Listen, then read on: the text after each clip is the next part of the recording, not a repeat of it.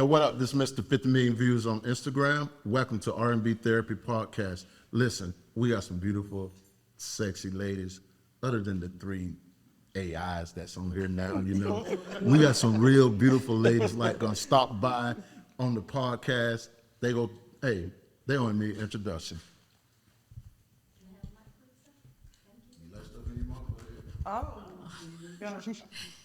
Hello, y'all. I'm Kiana Williams, aka your lifestyle coach, and welcome to RNB Therapy Podcast. Hey, you guys. I am Dr. T. You can catch me on IG, Katrina Marie, and welcome to RNB Therapy Podcast. Hey guys, it's your girl Sky Blue. You can find me on IG at SKYBLU101, and I am a casting and TV producer as well as TV personality, and you're watching RNB Therapy Podcast. And she's the AI. Before we get started, each one of these ladies right here that we're about to introduce, each one of them own a restaurant, each one of them are their own entrepreneur. But I was told if I don't give up part of my wine right here, tasty wine, and pour it to Shima, this podcast is gonna get canceled. While we're recording, and I'm gonna pour Shima some of this wine. Yes, ma'am. Okay. I'm trying to get it at Garden Park. All right. Hey. Garden Park. We'll talk up now. Anybody else need 15% something? by heart. It's 15%. Evan, you want some? You want some? You want some? Okay. Hey, listen. Let's kick it off then. Listen. We want to thank these beautiful ladies for coming by the podcast, sitting on the couch tonight. We're going to start off with the producer, the lady, the brain behind it, the lady that thought of it, produced plenty of things. I even heard something about Amy today that used to make videos and stuff for concerts and stuff. Yeah, that's Yeah. true. So that's how you got started with film? It's kind of, sort of. Yeah, I used to do all the television commercials for like all the stage plays, all of the concert tours. You know, I did Kings of Comedy, Queens of Comedy. That was my intro. And then I went and started, after doing those productions, I got more and more involved in television and did like Trumpet Awards, Stellar Awards, BET Awards, Hip Hop Awards, Country Music Awards. I was the award show queen.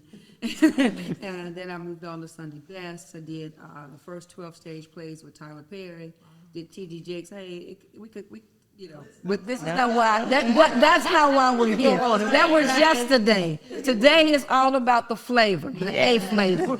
A flavor, which is a new docu-reality series about 6 African-American women.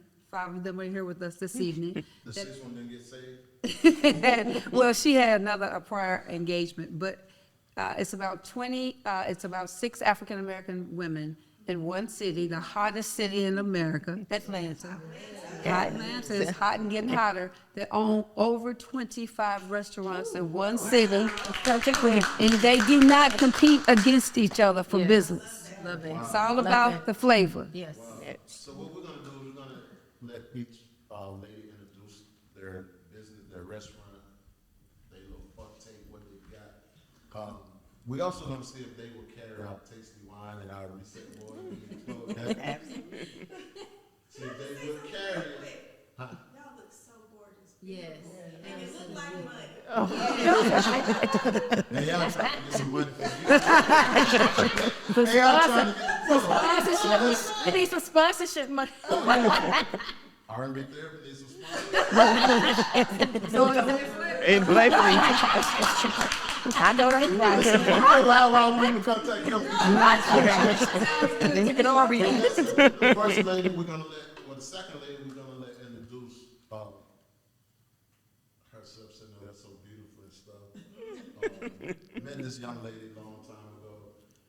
When I first started doing R&B Thursday, she hit me, she came by, supported. I will say this though, each one of y'all do support other people. Yeah. And I personally appreciate that because I personally got a relationship. I can call each one of y'all.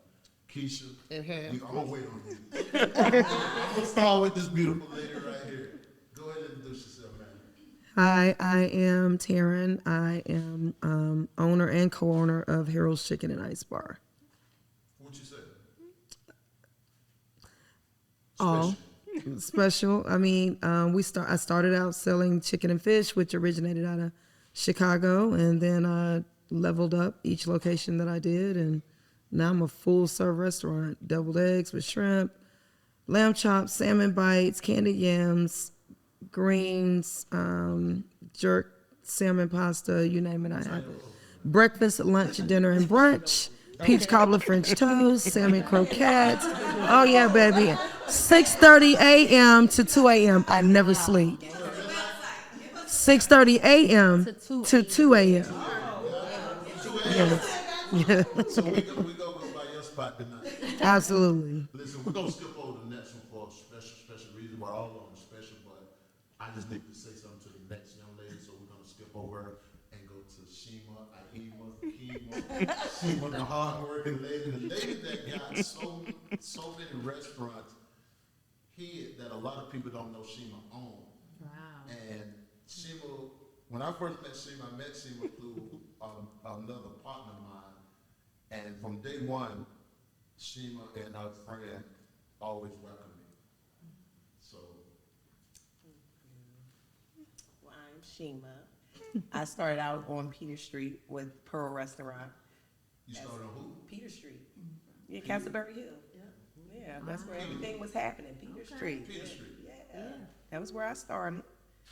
When I first came to Atlanta, that's where I made my mark.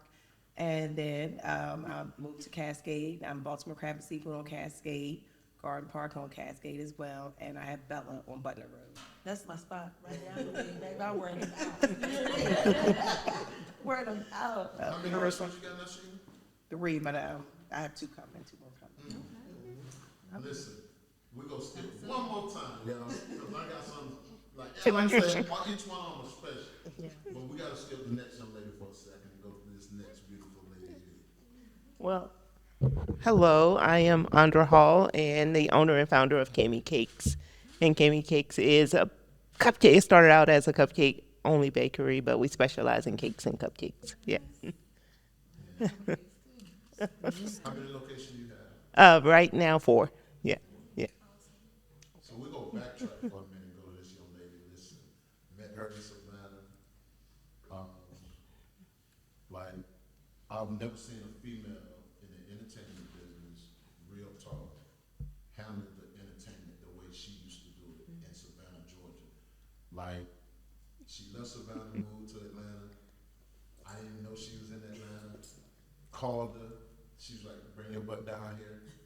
Bring Tank, bring Genuine with you. Y'all come and eat. Y'all come get some daiquiri. Y'all, this beautiful lady right here. It's yours. I'm Keisha Martin. Yes. Keisha Martin, the owner of Cirque Daiquiri Bar and Grill, Blue Seafood House, and the Daiquiri Factory. How many locations you got, man? 3 locations right now. I actually had one in Stockbridge, but I had a partner. You know, sometimes those partners don't do what they're supposed to do. I also recommend everybody, if you can't do it by yourself, don't do it. Wow. Have Say that someone- last part again. If you can't do it by yourself, don't do it. I mean, yeah, you have to like really trust them. You can't kind of trust them. You can't say they're all right. You have to like literally, really 100% hands down trust them. They can't lie to you. If you catch them to lie, that's not your partners. Wow. Okay? Wow. If y'all doing schemes together, it's like this. It's like if I went to your store and you gave me some free whatever, you can't come to me looking for a job. Once you get fired. I will take that free food. I will take them free sneakers. I'll take everything you have to offer. But once you get fired, you can't say, hey, I ain't working there. I'm like, I'm sorry. After they give you something free, if they get fired, they can't come to you and get a job? Oh, no. You're a thief. But you're going to take the food. Yes, I will. Oh, what? Listen, I've had friends Wow. who came to my restaurants and, you know, the hookah person then said, well, you know, you can give me the money. Wow. You know, and my friends will pay that hookah person $20 and get that hookah, and they will call me and be like, your hookah person ain't shit. Wow. I got this hookah for $20. They over there smoking, but Wow. they took the money. Yeah. So it is what it is. But you can't come to me. Wow. Yeah. So this next young lady is dear to my heart. Met her when I went through a divorce, when car wreck, couldn't walk uncle had died. My mother and father had died. I never go nowhere. I never go to the same place 2 days in a row. And I remember my Uncle Joe that managed Frankie Beverly Mays when he got killed. I actually went by Nuvo, and the customer service was so good. We went back the next night, and this young lady was there. I went over and introduced myself, and somebody else ended up coming in, introducing us and everything. We got to talking, and she was like, but you see out there, we can go do something out there too. We can do something out back. All that out there. I'm telling you, man, we can do something out there. And then I started looking, I was like, nah, I don't know what I want to do yet. I don't know if I'm going back to Tank. I don't know if I'm going back to Genuine and everybody else. I just don't know what I'm going to do. Went home and prayed, and God was like, you asked for something to do. And we ended up meeting the next day, and we have been inseparable since then. And she's never fussed. Well, she fussed at me one time. I called myself fussing at her, and she clapped back. She clapped back so hard, I sat there and cried. I sat there and cried because she clapped back so hard. She on the play. Go ahead, ma'am. What up, guys? It's your girl, Ebony Akira. I am the owner of Nouveau Bar and Grill, Nouveau Jonesboro, Nouveau Noir. Coming up with a Nouveau Miami. I'm super excited about that in Star House. Now that voice will make you believe she don't do nothing. Right. So free. You skipped something real quick though. What I skip? R&B Thursday, Oh, yes, definitely R&B Thursday. Well, now it's R&B therapy. every Saturday night with Mr. 50 million views. See, in Jonesboro, we lit. Saturday was crazy. She said we lit. We had, who we have? Ray J and Silk. Silk. Yeah, we made it. I thought we was gonna make it to the shade room for me twerking, but we didn't. we made it to the shade room, so that was huge for us for sure. Lil Booty said she was twerking. I didn't say that. I thought we were just making fair. Lil Booty may matter over there, but not over here. Big Booty matters over here. But listen, Antonio, I done seen the women you date, sir. you only seen one. You only seen No, I one. seen more than one. I seen more than one. You ain't getting in trouble. You seen one. One from day one.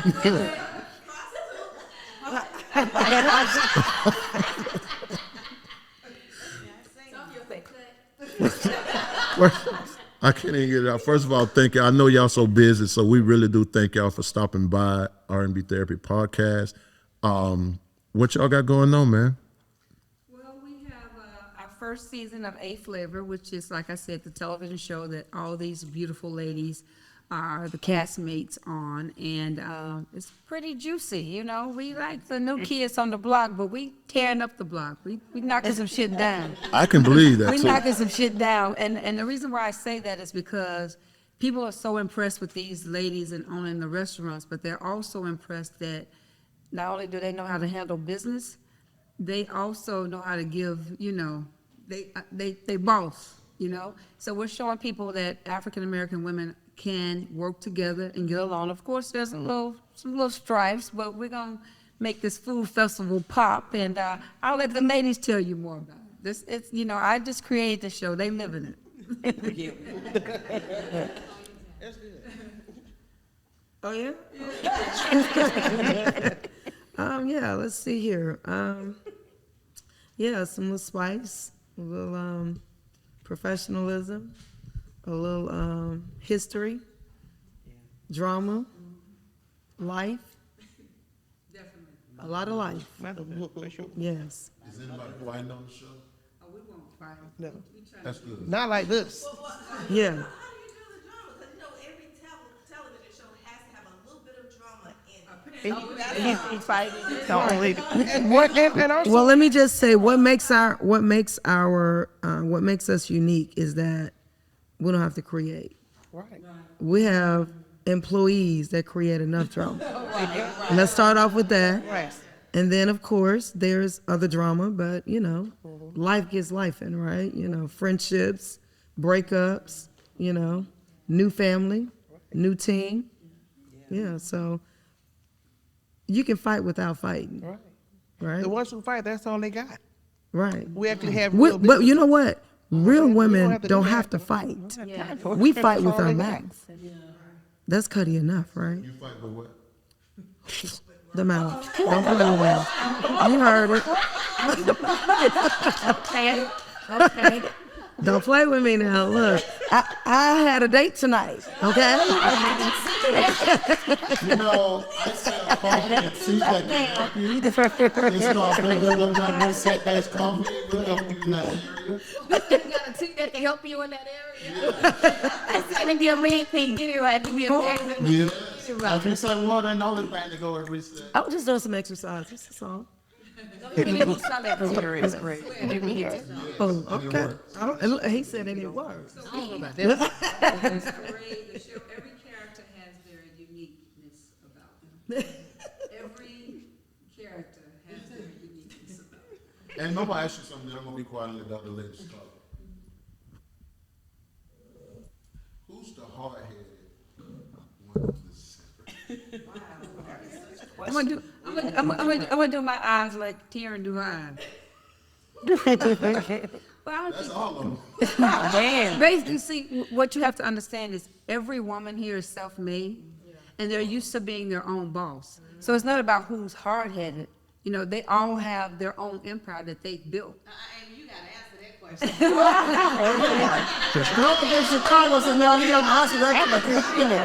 I want to say who has the hardest head, you know, because hard-headed means like they're stubborn. They all have, no, they all have their own. I'll make it easy.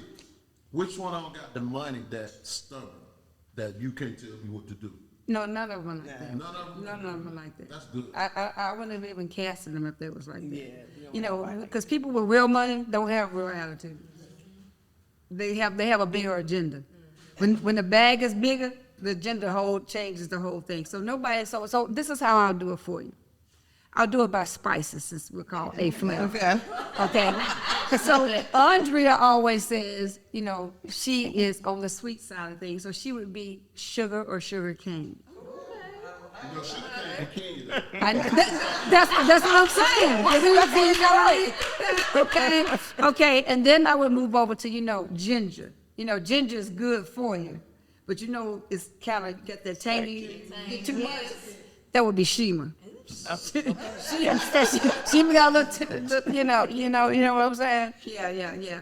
And then, you know, you come over to, you know how a lemon is bitter, but you know if you squeeze it the right way and you put a little salt on it, or you see, Terry gonna be nice. that first one you're gonna go, ooh. Then it's gonna calm down, right? Right. And then you're gonna move over to, you know, cayenne pepper. You know, if you taste a little bit, That's then you be like, that's gonna be Ebony, because you ain't gonna see her coming, right? Because you keep petite and small and yellow. Right. That's definitely cayenne. And then you got this thing called allspice. You know, because you don't know what you're gonna get with that. You know, so allspice can be sweet, it can be sour. And so you can put it on anything, and that would be Keisha. That's allspice. for real spice. Let me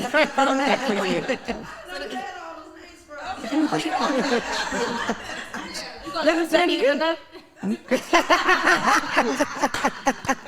got accent. Okay, so like Scott said, you ladies look absolutely amazing. One thing I want to know is, I mean, obviously, from what I believe, the restaurant industry is not as easy as you ladies make it look. They make it look. So my question is, what inspired you to get into this industry? And I'm sure there's been challenges along the way, and how do you overcome those challenges? Well, I got into it because I came from the nightclub industry. Okay. And one day a couple of my customers came in. They said, "Hey, you know my mom and dad?" I'm like, "Who that is?" When they said, I'm like, "Oh my God, the kids in here." Right. I got to get the fuck out of here. What the hell going on? So the kids have grown up. Right. And so a friend of mine who worked for the radio station in Savannah, Georgia, he invited me to go to Chili's, and they had a 2-for-1, of course. I was there for the drinks. And got there, and I saw a lot of my customers sitting around the bar. Not only were they sitting around the bar, I guess the manager had allowed them to put like a little placard, little brass gold thing right there, because that's where they sit at all the time. I'm like, y'all here all the time like this? So yeah, this where you sit at? And they allowed you, you come here so much that they have literally screwed your name in front of where it is. Dang it. And I'm like, listen, I got to get out the rest of the nightclub thing, because they're here every day. Nightclub, you waiting for once a week, twice a week. Yeah. But y'all were coming to this restaurant every day, so much that they actually have they put a name in front of where your seat is. And the competition at that time, especially for blacks, it wasn't a lot. So I'm like, I can open up something and I can see you every day after work. Now it's saturated. But back then it was a no-brainer. It's like, I can see you after work. Obviously, when I got into the nightclub industry, I was 29, 30 years old. But when I got into the restaurant industry, I was maybe in my 40s, maybe. I might have been 40, maybe 40. But, How could that be? You're 21 now. well, I know I look young. But I just saw that everyone that, I was older, so everyone else had gotten older, and they had moved on. Now everyone has real jobs, families, and they don't have time for the clubs like that. But they have time for a drink after work before they go home. And so I said, I need to switch gears, and that's why I got into it. I think it has to be based on purpose, right? I think that anything you do, it has to have a solid purpose. It has to have foundation in there. So for me, I think it was all about what happens after that. What happens after the doors open, and what happened when the next location and those doors open. So for me, it wraps all around purpose and what we intend to do with it and what it looks like for our community. So when you kind of push those things together, you come up with something amazing. And I think all of the women on the show came up with a concept that we now can announce all over the world, and people from all over the world, come. I mean, it's the same thing. We're here talking about R&B, right? That's part of y'all podcast. And we all can remember the days where we would sit back and listen to Luther, Anita, Mary J, Tank, so those are the things that we never will forget, though. 30 years down the road, we'll still be listening to Anita. We'll still be listening to Tank. So it's really about the purpose that comes behind all things. Yeah. I love it. So can we debunk this whole social media concept that we continue to hear about black restaurants and customer service? Yeah. So many people are talking, so many people are talking about that, and they're giving our restaurants a bad name, or are they? Can we speak to that? Because Let me speak we're on seeing that. it so much now. So when I started this last location on Panola Road, for me, it was instantly bringing back customer service, where the customer is always right. And a lot of times I teach my management, my employees, be a better listener. Don't be so quick to come in and prejudge. Are our customers spicy? As a black race, we are so critical. On each other. But we have to be a step above the rest. There was a lady 2 weeks ago, and she was really upset. She was, talking about defaming my business, and she was going to tell everybody not to come. And it was something as simple, seriously. And I get it, but I didn't get it because you didn't give me the opportunity. My management had said, she had remembered a price. And we had changed the menus and changed the price. But she was so adamant about what she knew. My spirit said she was telling the truth, right? We went through all the menus. And the first thing I did when I came to her, I said, can we talk as women? Can I speak to your spirit? I said, because at the end of the day, I said, I love God. And I said, and for me, whether you defame me or not, I'm still talking to you. why would you want to defame me so bad? I said, is it just that serious? We couldn't talk. And from that point, her eyes got big because I'm a very upfront person, but it's not what you say, it's how you say it. And from that point, we were good. She said, well, you're right. I said, I came out. I'm here all the time. Could my management been better? Yeah, and it was a learning moment because when she walked out the door, I gave her the $6 off, took the gratuity off, walked out the door, and they found that menu. And I sat there and told them, I said, this is why you got to be a better listener. And sometimes we have to let that little bit go. My first month that I opened Panola, I had so much hell going on. I lost $30,000. And it wasn't because I could have. It's because I wanted my people to be happy. And when they're happy, they're going to come back. And every last one of them that said, hey, the food times were long, this wasn't right, this wasn't right. One thing about God, baby, when you serve him and you do what you're supposed to do and you be obedient, even while you're sleeping, he's going to work it out for you. And that's it. I ain't trying to preach. That is absolute facts. And now that I come in, everybody's like, this is Black excellence. And they hold me accountable and I hold them accountable. So to me, sometimes we can fuss about the customers, but sometimes we got to be able to hold ourselves accountable as owners and who we're hiring. Because one thing I've learned about the restaurant industry, it is literally a bunch of spirits in the building. Real talk. If you do not get rid of those spirits like that, it lingers. Right? And before you know it, when I get one customer that gives a bad complaint, I'm nervous. That one complaint can turn to 50 and 60, trust me. I had a viral video that went insane. This heifer didn't have not, she wasn't even viral. But it went viral. Negative always does. Negative does. Always does. But one thing I say, whether it's good or bad, what I've learned about social media, and I don't get on social media for nobody, it's always good or bad, they're going to still come because they're going to want to see. So at the end of the day, we just have to be better listeners and go above that. When they see that you're going above and trying to listen to them, because a lot of times we don't listen. Correct. Can I say something? I'm the only guy right here, so you said y'all gotta be better listeners. So, Y'all get accountable.